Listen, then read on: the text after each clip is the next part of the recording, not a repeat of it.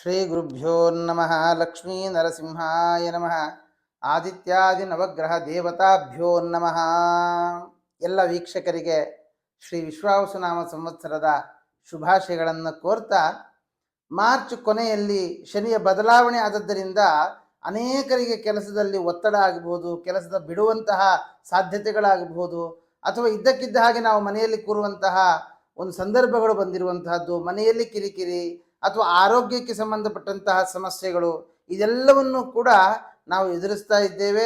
ಅದಕ್ಕೆ ತಕ್ಕ ಪರಿಹಾರಗಳನ್ನು ಹಿಂದಿನ ವಿಡಿಯೋಗಳಲ್ಲಿ ತಿಳಿಸಿಕೊಟ್ಟಿದ್ದೇನೆ.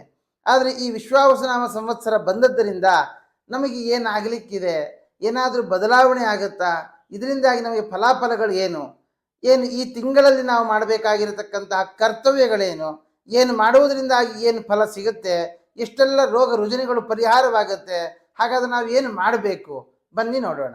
ವೃಷಭ ರಾಶಿಯವರಿಗೆ ಲಗ್ನದ ಗುರು ಮತ್ತು ಲಾಭದಲ್ಲಿ ಶುಕ್ರ, ರವಿ, ರಾಹು, ಬುಧ, ಶನಿ ಪಂಚಗ್ರಹ ಯೋಗ. ಆದ್ದರಿಂದ ಈ ಶುಕ್ರನೇ ಲಗ್ನಾಧಿಪತಿಯೇ ಉಚ್ಚದಲ್ಲಿ ಕೂತದ್ದರಿಂದ ಹಣಕಾಸಿನ ವಿಷಯದಲ್ಲಿ ತೊಂದರೆ ಇಲ್ಲ, ಹಣಕಾಸಿನ ವಿಷಯದಲ್ಲಿ ಲಾಭ ಆಗುವ ಸಾಧ್ಯತೆಗಳಿದೆ. ಮತ್ತು ಈ ಚತುರ್ಥಾಧಿಪತಿಯಾದ ರವಿಯು ಕೂಡ ಲಾಭದಲ್ಲಿದ್ದರಿಂದ ಮನೆಗೆ ಸಂಬಂಧಪಟ್ಟಂತಹ ವ್ಯವಹಾರಗಳಲ್ಲಿ ಮುಂದುವರಿಯುವಂತಹದ್ದು ಮತ್ತು ಲಾಭಗಳು ಸಿಗುವಂತಹದ್ದು.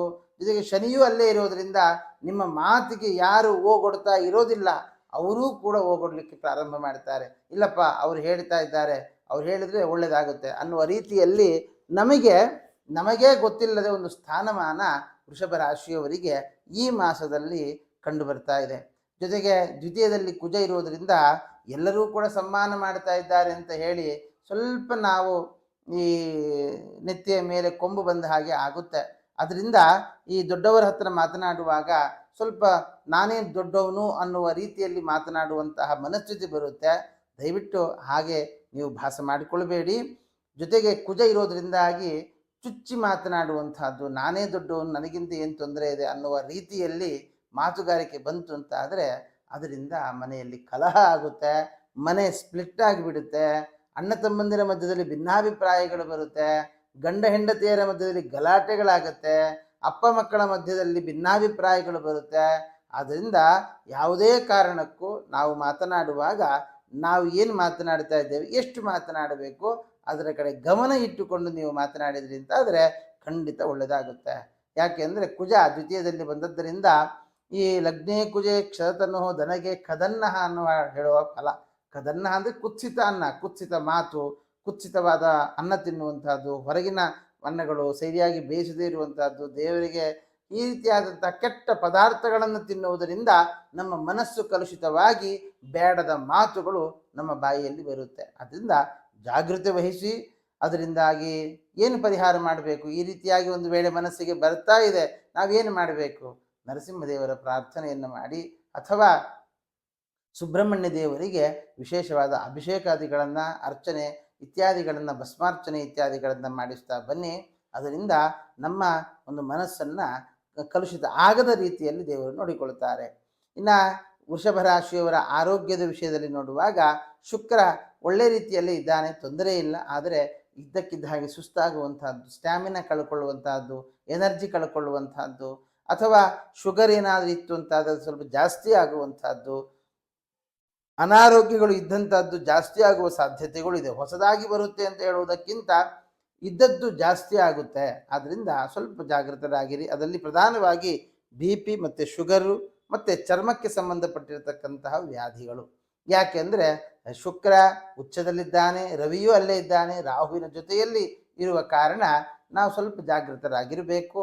ಶನಿ ಇರುವುದರಿಂದ ಅದನ್ನೆಲ್ಲ ಕಲುಷಿತ ಮಾಡಿಬಿಡ್ತಾನೆ. ಅದರಿಂದ ಕಲುಷಿತವಾದದ್ದರಿಂದ ಇಲ್ಲ ಸಲ್ಲದ ರೋಗ ರುಜಿನಗಳು ನಮ್ಮ ದೇಹಕ್ಕೆ ಬರುವ ಸಾಧ್ಯತೆ ಇದೆ. ಅದರಿಂದ ಎಚ್ಚರಿಕೆಯಿಂದ ಇರುವಂತಹದ್ದು ಒಳ್ಳೆಯದು. ಇನ್ನು ಸಂತಾನದ ವಿಷಯಕವಾಗಿ ನೋಡುವಾಗ ಸಂತಾನದ ಇಲ್ಲೂ ಕೂಡ ಸ್ವಲ್ಪ ಲಾಭ ಆಗುವ ಸಾಧ್ಯತೆಗಳಿದ್ದಾವೆ.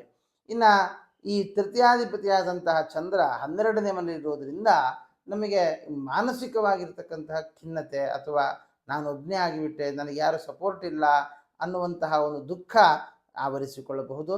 ಆದರೆ ಯಾವುದೇ ಕಾರಣಕ್ಕೂ ಮನಸ್ಸನ್ನು ಒಂಟಿಯಾಗಿರುವುದಕ್ಕೆ ಬಿಡಬೇಡಿ. ಅನೇಕ ಚಿಂತನೆಗಳನ್ನು ಮಾಡ್ತಾ ಅಥವಾ ಕೆಲಸದಲ್ಲಿ ಭಾಗಿಯಾಗುವಂತಹದ್ದು ಅಥವಾ ಬೇರೆ ಬೇರೆ ಕೆಲಸಗಳನ್ನು ನಾವೇ ತೆಗೆದುಕೊಳ್ಳುವಂತಹದ್ದು, ಈ ರೀತಿಯಲ್ಲಿ ನಾವು ವೃಷಭ ರಾಶಿಯವರು ಹೆಚ್ಚಾಗಿ ನಿಮ್ಮನ್ನು ನೀವು ತೊಡಗಿಸಿಕೊಳ್ಳುವಂತಹದ್ದು, ನಿಮಗೆ ನೀವೇ ಕೆಲಸಗಳನ್ನು ಹಾಕಿಕೊಳ್ಳುವಂತಹದ್ದು, ಈ ರೀತಿಯಾಗಿ ಮಾಡಿಕೊಂಡು ಬಂದ್ರಿ ಅಂತಾದರೆ ಖಂಡಿತವಾಗಿಯೂ ಕೂಡ ಒಳ್ಳೆಯದಾಗುತ್ತೆ.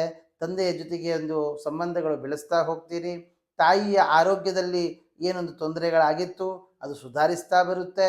ಆದರೆ ಅವರಿಗೆ ಒಂದು ರೀತಿಯಲ್ಲಿ ನಿಮಗೆ ಕಠಿಣವಾಗಿ ನೀವು ಮಾತನಾಡ್ತಾ ಅವರ ಆರೋಗ್ಯವನ್ನು ಸುಧಾರಿಸಬೇಕಾಗುತ್ತೆ. ಅದರಿಂದಾಗಿ ಭಿನ್ನಾಭಿಪ್ರಾಯ ಬಂದರೂ ಅವರ ಆರೋಗ್ಯ ಸುಧಾರಿಸುತ್ತೆ, ತೊಂದರೆಯನ್ನು ಏನೂ ಇಲ್ಲ. ಆದರೆ ರಾಹುಕೇತುಗಳ ಮಧ್ಯದಲ್ಲಿ ವೃಷಭ ರಾಶಿಯವರು ಸೇರಿಕೊಂಡಿದ್ದಾರೆ.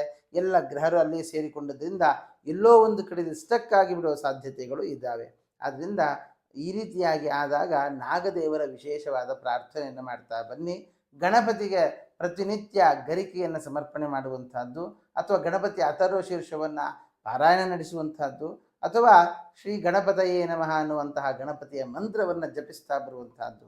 ಈ ರೀತಿಯಲ್ಲಿ ವೃಷಭ ರಾಶಿಯವರು ವಿಶೇಷವಾದಂತಹ ಪರಿಹಾರಗಳನ್ನು ಏನು ಸೂಚನೆ ಮಾಡಿದ್ದೇನೆ ಅದನ್ನು ಮಾಡಿಕೊಳ್ತಾ ಬನ್ನಿ. ಅದರಿಂದ ಭಗವಂತನ ಅನುಗ್ರಹವಾಗಿ ಎಲ್ಲ ಥರದ ಅನುಕೂಲಗಳು ನಿಮಗೆ ಆಗುತ್ತೆ ಅಂತ ಹೇಳ್ತಾ ಶ್ರೀಕೃಷ್ಣಾರ್ಪಣಮಸ್ತು.